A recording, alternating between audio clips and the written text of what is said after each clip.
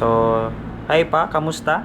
Hello, mabuti naman. Oo, bale, tatanong ko lang pa kung ano yung fondest memory mo ah, kay Rian? Ano yung para sa'yo yung pinaka magandang alaala mo na pag naririnig mo yung pangalan ni Rian?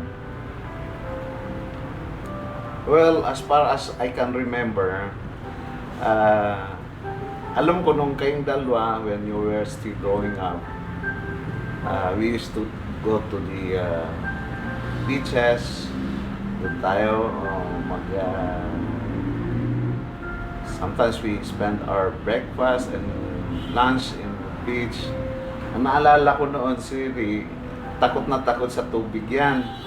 And nakakatawa yung forma niya dahil that time, medyo chubby nga siya, taba.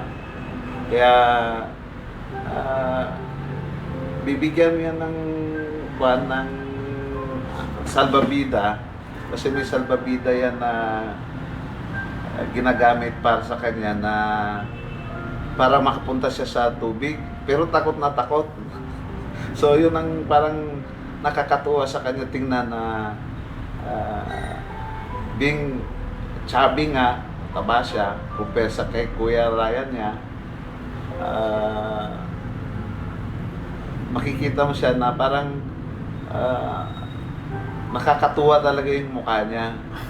So, and one thing also, I remember, no, nung sa bayat natin sa Palkatan, kasi meron kaming ginawa ni mami mo niya na parang fan ba, yung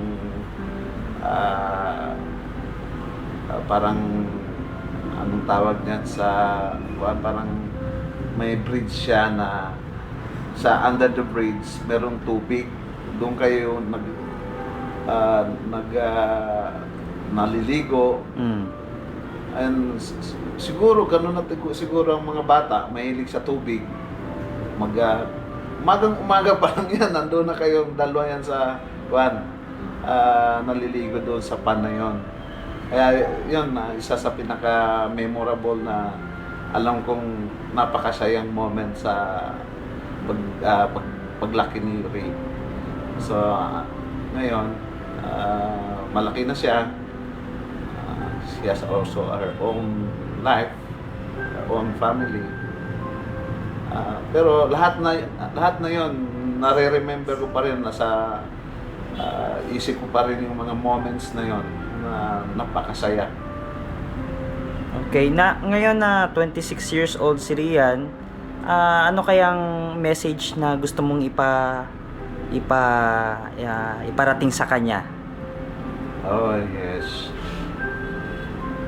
Bilang isang ama, ako masayang-masaya na ako because you're settled na, you have your own family, and ang wish ko talaga is magkakaroon na kayo rin ng anak. Kasi ibang-iba talaga ang mag-asawa na magkaroon na ng anak. You're now 26 and Archie is also 26. So I think it's time for you to prepare for your own family. Gusto kong makita kayo na mayroon na kayo, stable na kayo sa pagiging isang pamilya. Ang sa akin naman is, pangarap ko rin naman talaga na magkaroon ng apo. Kaya hopefully very soon sana magkaroon na kayo ng own family, mga anak na, because that is the prime reason why we are having a family, dahil para tayo magkaroon ng sariling mga anak. Ako, parang yan ang passion ko sa buhay ko eh. Para sa akin, that's the most fulfilling part of life, having a child, magkaroon ng mga anak. I still remember nung pinanganak ka, alam mo, hindi mas ma-mention ng isang anong klaseng kaligayahan ang nararamdaman ng isang ama na ipapanganak yung anak niya. Of course, that was my second time dahil kay kuya mo, una. Pero it's still different dahil babae ka eh. And as far as I can remember, alam ko si Kuya Ryan mo,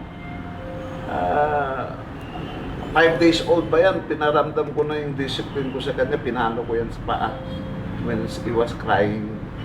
And ikaw, not even a pins or isang kagat na lamok, ayaw na ayaw kung madapuan ka or nang langaw. So my wish to you, Ri, is have a good life. Continue your life now as being a Christian. Gusto kong you will be happy together with Archie. Of course, there are ups and downs in life. As we said, and it's been my life. Life is like a roller coaster. Ups and downs. Pero kailangan lagi kang ready. Of course, with the guidance of our Lord God, huwag tayong mawalan ng pag-asa. In any moment, in any situation, ang wish ko sa iyo is, of course, there's nothing perfect, pero gusto kong magiging masayang-masaya ka sa buhay mo together with RG. And lastly, as you celebrate your birthday, 26th birthday, I wish you all the best. I wish you the more and more birthdays to come. Happy birthday, Rian. I love you so much. Together with Archie. God bless. Okay.